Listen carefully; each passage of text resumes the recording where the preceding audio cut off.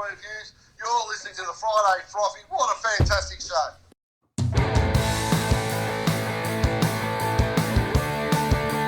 Friday Frothy. Friday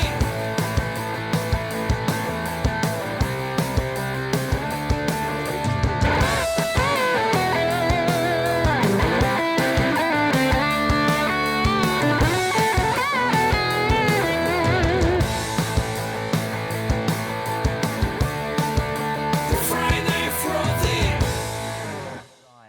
They're alive, they're reasonably well, and they've been rescued. That's the news the nation has been waiting to hear from Beaconsfield in northern Tasmania. Hey mate, first of all, my first question is, how you going? Yeah, look, I'm going pretty good, you know. I just, I take every day for granted, you know, to go through an ordeal like that, to come out the other side and, you know, I get out of bed every morning, I look up at the sky and I thank the lucky stars I'm still here, because if you look back on the situation back then, I probably shouldn't be, so. Mate, what age did you start mining? You fucked him already. Yes. Wow, they stumped. That's why I became a miner, because I wasn't real bright. So, what do you take? 16 and 7, so what's that? 23. 23. So take 23 off 50, and that's when I started mining. So. Roger that. Any smart people in the audience It's here? about 28, isn't it? 53, that's what I thought. Yeah. I'm About not 28. multiplying. About 28. About 28, yeah. Mate, one of my questions that I wanted to ask is, to me personally, I just couldn't imagine going underground, kilometer or anything or what you guys do. A miner, what, are you just not afraid of doing it? It's something that you're built with, or how did you get into it and how did you deal with it? Basically getting into mining was just, mining is, back in them days when we started, you know, it was a manly thing. And if you're a man, you wanted to go and work underground, and back then money was good. Yeah. But at the end of the day, no money is worth losing your life over. And, you know, I went into mining as a greenhorn, no experience whatsoever. You know, I ended up being everybody's rouseabout, go and get me this, go and get me that, and proceeded to work up the chain.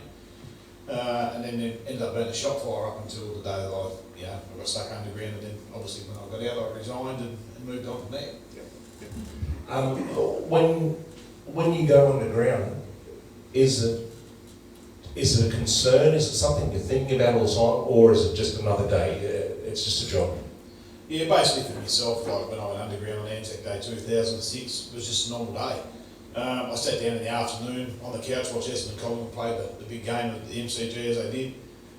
Decided I wasn't going to go to work that night, and my ex-wife at the time came up to me and said, you know, what do you want for crib tonight? And I said, well, I'm not going to work tonight. So I sat there for a little while, because I'd had a few days off and I'd been in the bad books at work for having days off. I thought, oh, I better go, and I've only got 12 hours to go. And I remember getting up, grabbing a few curry chicken pies, chucking them in a crib bag, and off I went underground. And you know, that 12-hour shift turned into a 14-day shift. So you know, 14 days later I come home, and the funny thing is, my younger, you know, I promised to take my young fella to town and buy him a new motorbike, so he had to wait 14 days. 14 days to get his motorbike rather than 12 hours. How did Mum and Dad take it, Todd? Yeah, look, it's unfortunate my mum and dad aren't here anymore. I've lost both of them. My mum never gave up, and she always said that, you know, from the time of the accident to the time I was found alive, that, you know, I was still alive. She never gave up hope, and I still today can hear the scream and the cries of my mum's voice when she'd come up on that 9th of May and put her arms around me and just screamed and cried in my ear. You know, like, that's something that I'll never forget. And she's a very strong woman, and this is obviously where I probably got most of my strength and courage from. But you know, to hear that, you know, after the fact, she took it pretty hard. Hey Todd, I know your mum did that, but I reckon most of Australia was exactly the same. I remember sitting up watching that, going, when are they coming up? When are they coming up? I reckon everybody held their breath. Yeah. When you come out, it would have been the whole. Yeah, that's right. And you know, for myself, you know, it was such an emotional roller coaster for myself, because, you know, they're telling us after we were found alive, like we'd never had any communication with the outside for for 6 days. And the things that were happening underground, it was day 6. It was actually secured while playing Fremantle at York Park or whatever it was called back then. And it was, you probably remember the game where they didn't hear the siren at the end of the game. They continued to keep playing. It was that afternoon that we were found alive, and so we had no communication with them whatsoever. So, and what we endured, as I said, the emotional roller coaster, is the things that were happening because we couldn't communicate to them, let them know they were alive. Because unfortunately, 2 days into the rescue, they found the body of our good friend Larry Knight, who unfortunately lost his life in the rockfall. So they didn't give myself or Brant any chance of survival. So the thing is, they just went gun ho. They were drilling and blasting. They started 30 metres from where we were to Bresden to be within 15 metres. Just to give you an idea of what we experienced throughout that time was in our drilling and blasting. If you go back a few years ago when the terrorists blew up Bali, the devastation of Bali was done with 250 kilo of ammonium nitrate. Each time they started drilling and blasting some 30 metres from where we were, to gradually to be within 15 metres of us, they were using 250 kilo of ammonium nitrate. Oh wow. We've got anywhere from 2.5 to 4,000 tonne of rock suspended above us like a 3-dimensional jigsaw puzzle. We only needed one piece of that rock to move, and there was a fair chance the whole lot was going to come in and it would have killed us. Yeah. So you can imagine for us, we never slept for the first 6 days. We were too frightened to close our eyes in case anything happened. We had rock only 300 mil from my face, laying on my back. I had to lay on my side, Brant laid on his back. We had water, and when they were drilling and blasting, the fractures in the rock were opening up. So we're getting more and more water coming in. We're laying in 29-degree heat. We had flow through air. We're now suffering from hypothermia. We had to cuddle each other. 2 males cuddling each other for hours upon end to transfer our body heat from one to another so that we didn't have hypothermia. We started collecting groundwater that was very heavily mineralised. We couldn't drink a lot of it because it was made of stick.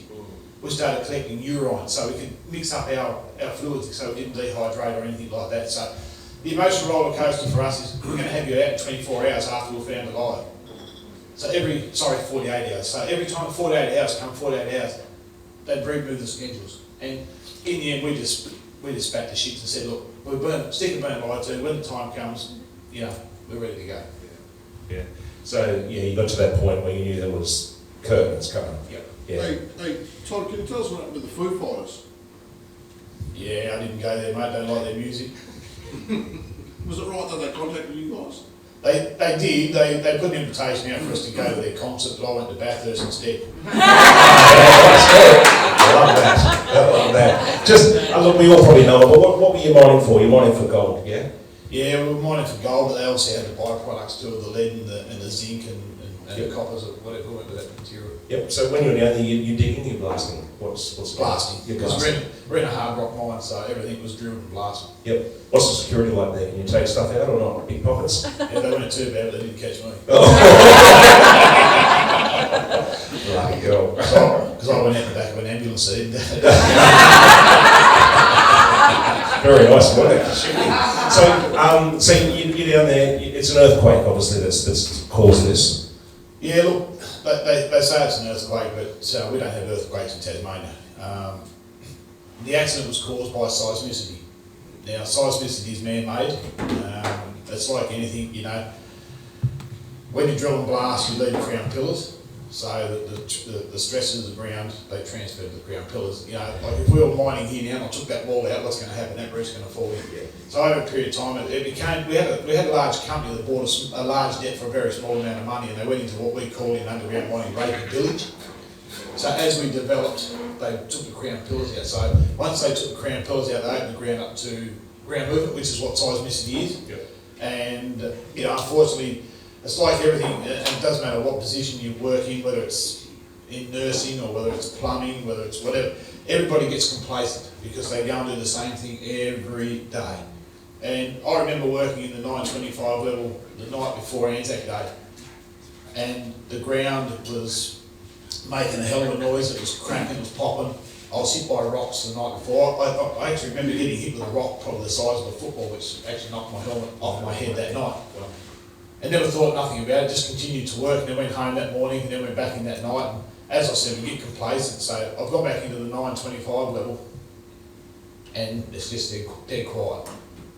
And in underground mining, that's the calm before the storm. But because you're so used to doing the same job every day, you just get complacent. We just went in and started building a retaining wall, and then obviously at 9:25 p.m. there was a seismic event, which it was registered some 2.4 on the Richter scale, and the vibrations were filled up to something like 15 k's away. So, and that's where it ended up being a rock fall. And you guys are in a cage at the time? Yeah, in an open top cage.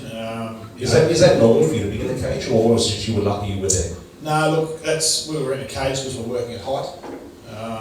So we were elevated up off the ground, which in a way, you know, you look back and it's a miracle of what happened. There's so many factors that you can sit and look at. Even to where the hanging wall, what we call a hanging wall, footwall, roof backs and everything like. There was a piece cut out at 90 degrees, and it actually sat down on top of the steel basket that it was made, and it's just everything fell into place. Very lucky, very, very lucky. Mate, when you finally got out, it must have hit you guys like a ton of bricks, and I don't mean that as a funny thing. That's a terrible joke, Jim. Yeah, I know, it's not a joke. It's not a joke. How did you handle all the attention, the media, especially when you just come out of this situation and you've got so many people wanting to talk to you and interview and stuff, and you guys must be just absolutely mentally drained. How do you handle that? Yeah, look, for both Brant and myself, not a lot of information was given to us on what the hype of the media continuity was. But, you know, I remember laying there at some stage before we even found life, and I said to Brant, you know, I reckon we made the local newspaper, which was the Examiner. Not thinking then that it was going to go as worldwide as what it did, and then obviously then when we come back to the surface to see the hype and the amount of Beaconsfield's only got a population of probably about 3,500 people. Yep. But I think that 3,500 people were at the mine that day. But to come back to civilisation and that after 14 days and to meet loved ones, you know, throughout the course of rescue, many times we'd asked to have phone calls back home so we could talk to loved ones, and we were writing letters to and from you know, not only from me going home to family, but letters from the family coming in every day about 3 o'clock. The underground mail would turn up to the mail and whatever. But to come back there, you know, there was a lot of things we had to face.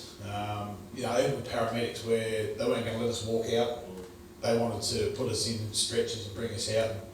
Both Brant and I were adamant that, you know, we walked into the mine on Anzac Day 2006, so when it was time to come out on the 9th of May, we were going to walk out with or without their permission. And unbeknownst to a lot of people, even news people in the room, you know,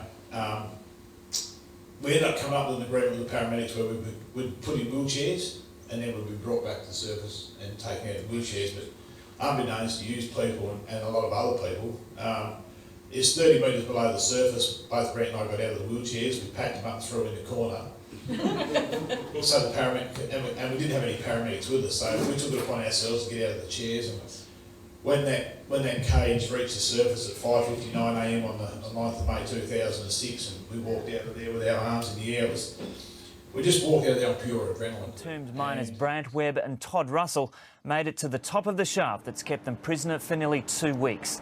And they amazed everyone at the site, walking from the elevator that brought them to the surface, just as they said they would. And to give you an idea of what we're experiencing, you know, you can see a newborn foal in the paddock trying to walk for the first time. That was exactly what it was like for both Brant and myself to walk out of there that day. But, you know, we just walked out of there on pure adrenaline, and we just wanted to show the world that, you know, we're Aussies, we're miners, we're strong, we're tough, and this is how we do it. But as Anne said before, that you know, the whole world was watching and we were all watching, and I sort of rate what happened similar to, I remember waking up to the 9/11, you know, with the trade towers falling down and stuff. So I reckon that. I reckon most people would have known where they were when 9/11, would have been in better sleep, because it happened throughout the course of the night. Yeah. I can tell you exactly where I was. I was working underground at Beaconsfield, and I come across the radio that there'd been attacks on the Twin Towers in America, so that's where I was. I knew exactly where I was. I was underground night shift. Yeah. Well, as I said, I sort of rated with that. I remember watching the TV every minute of the day that I got a chance. I checked to see what was happening. You guys out, and it was it was a big moment. Big Todd, moment. how long was the recovery? When you came out, you said you were still obviously very weak. So how long did it take you to get back to recovery? Well, here we are 16 years on, and I still suffer today, mentally, physically. You know, I've gone through some really strong, some really tough times of late. Also in the last, I lost my mum 11 years ago to the dreaded cancer, and then obviously I was travelling away for work a lot, and I was away a lot of the time. Like for 2 weeks at a time, and then back home for 2 or 3 weeks, and then gone again. And then obviously I went through a marriage separation, and then obviously the hardest one that I've dealt with is I lost my best mate, which is my father.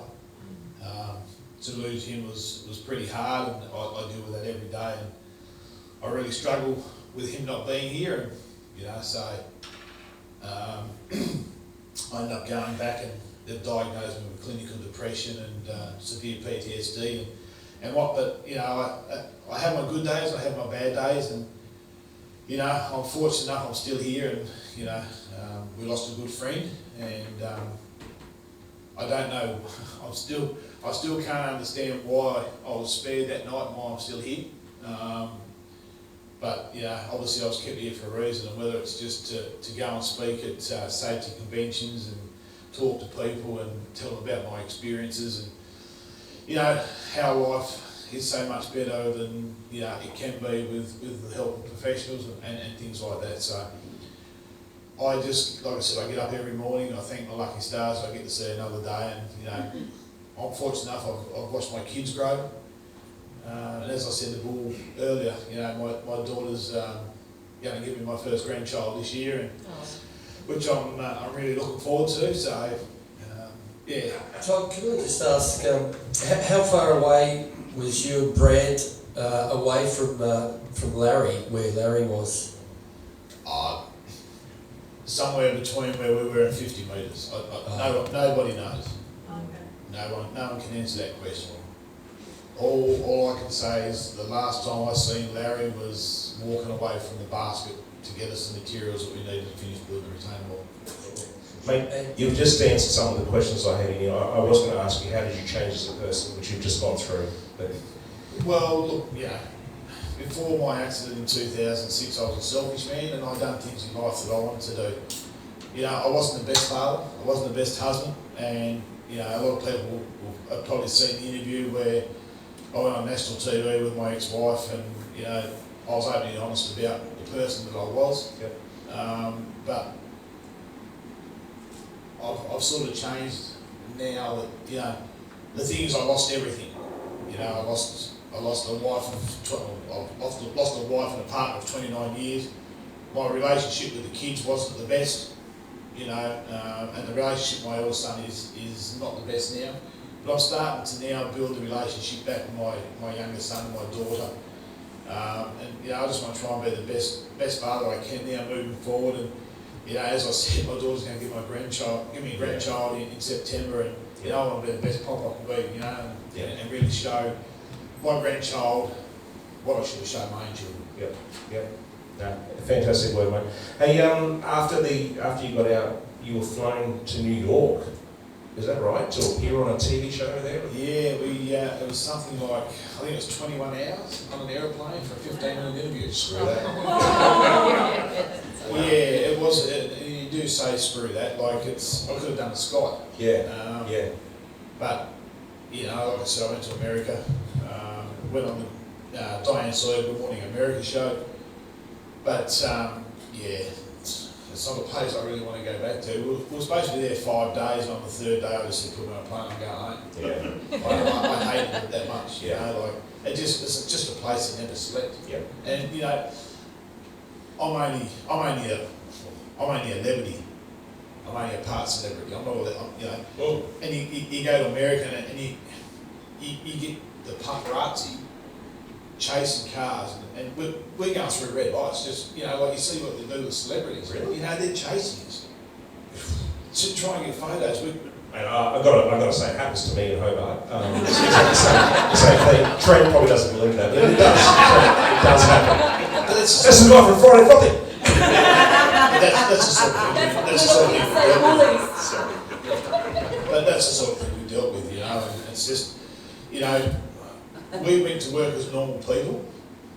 We went through an incident where we were thrown into, well, people say it's celebrities, but I don't see it as celebrities. I see it as just two lucky guys that lived through an ordeal where, you know, you could have gone either way. But the thing is, by being two normal people that went to work, we lost our identity. Yeah. Because everybody knows who you are. That's why I lost a lot of weight, because Man, I don't know who I am anymore. I've got to mention, you're looking fantastic. I mean, here I am, I just saw myself on camera and thinking, oh my God, look like I'm so fat. And I'm looking at you thinking, man, you've trimmed down so much. Yeah, I have, and it's the best thing I've ever done. Yeah, mate, congratulations for that. Congratulations. Hey, we'll get out of this. Well, I just want to know, why did you get into public speaking and what you cover? Obviously, it's what you're talking about now. Look, like I got into public speaking is one of the things is PTSD and depression is probably one of the biggest killers for suicide in probably the world. And the thing is, the way I see it is what I went through and had that near-death experience where I could have gone either way.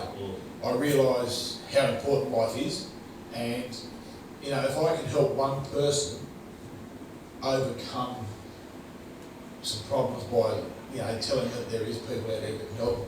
You know, one of my biggest hates is people who go and commit suicide. You know, they can go and jump off the Tasman Bridge, but halfway down they're thinking, why did I do that? Exactly right. Because they don't realise that tomorrow This is the end. is another day, Yeah. and it could be better. But tomorrow might be that better, but the day after might be a little bit better, a little bit better, a little bit better. You know, so if I can help one person or persons, you know, each year by just having a general chat, you know, and as I say to people, like, it doesn't make you any less of a person. It doesn't make, if you don't, you know, to go and get help. It's a matter of taking that first step to get the help, because that's what they're trained to do. And the thing is, I got a reality check some years ago, is because I took on my demons because I'm a male. And that's what males do, they don't look, they want to be strong. And there's a term that I use, and I spoke to my psychiatrist, there's two terms that I see myself as. There's Popeye, who's a big tough man, but there's Tweety Bird.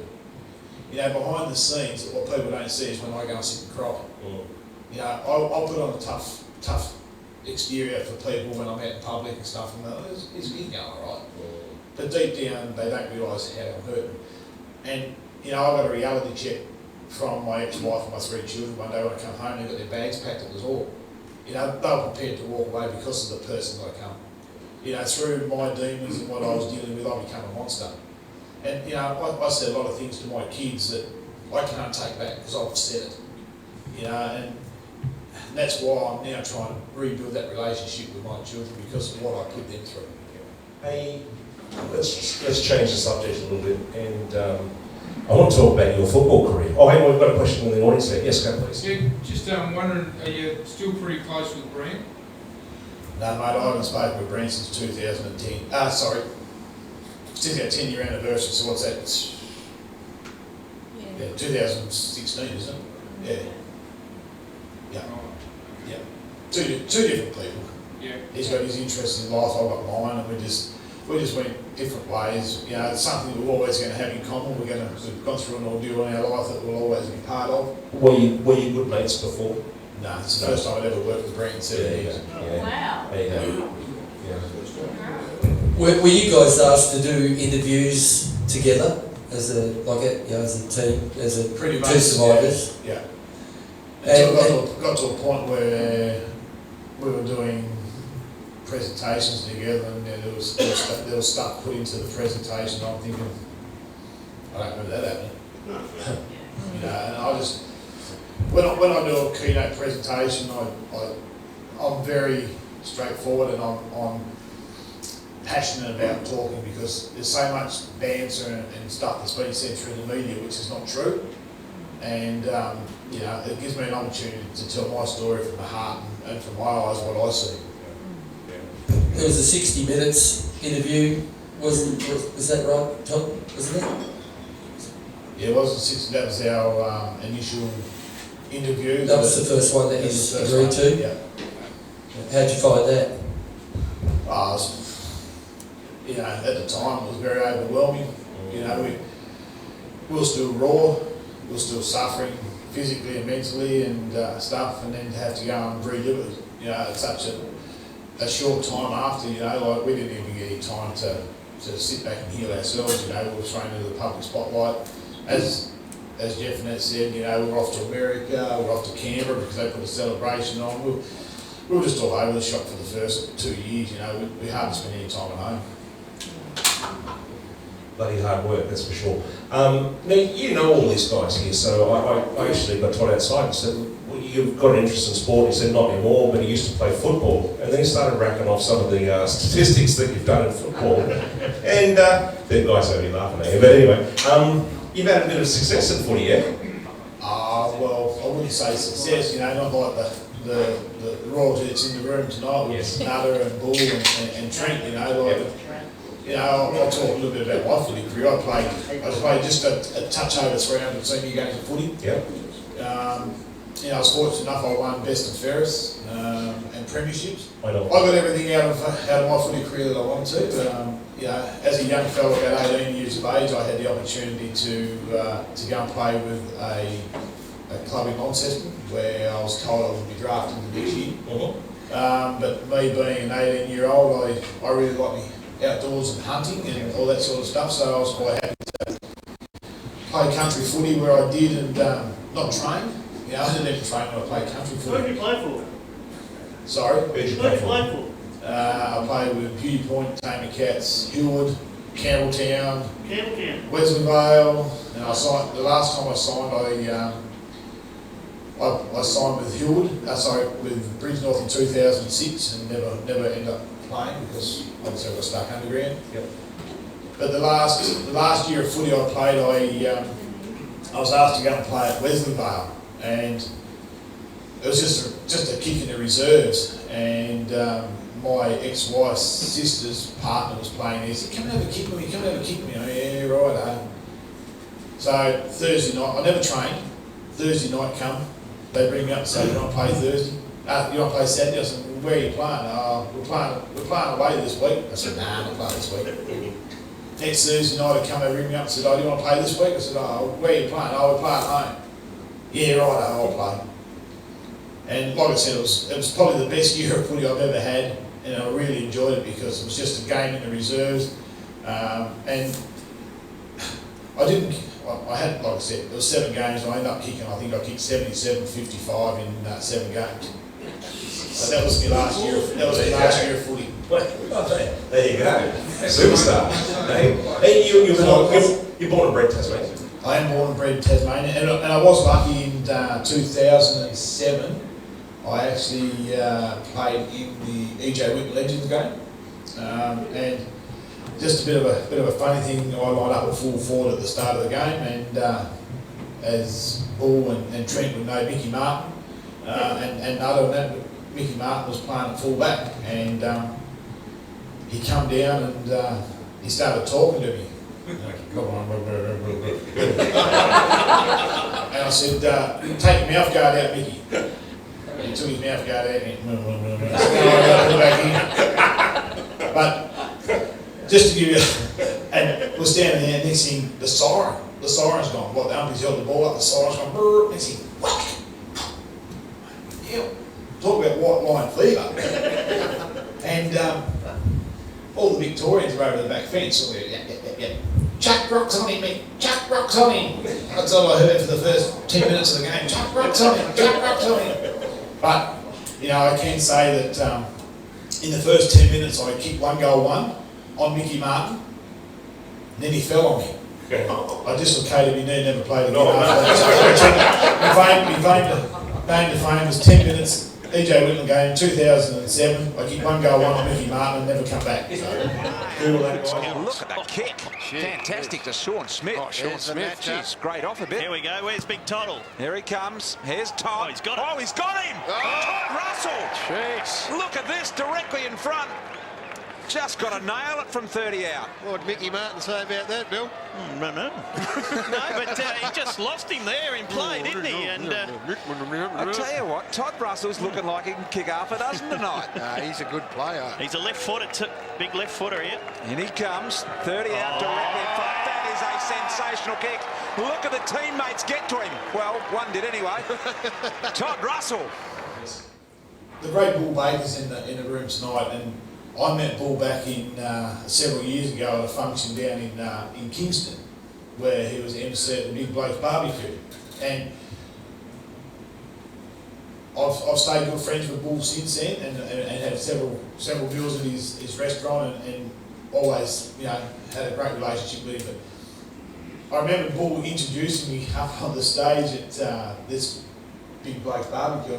To be honest with you, I didn't know who Bull Baker was.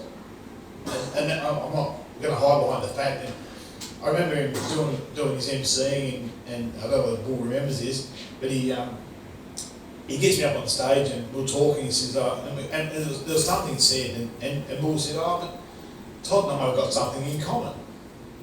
And me being me, I just turned around and said, I don't think we've got anything in common. I've never played reserve football.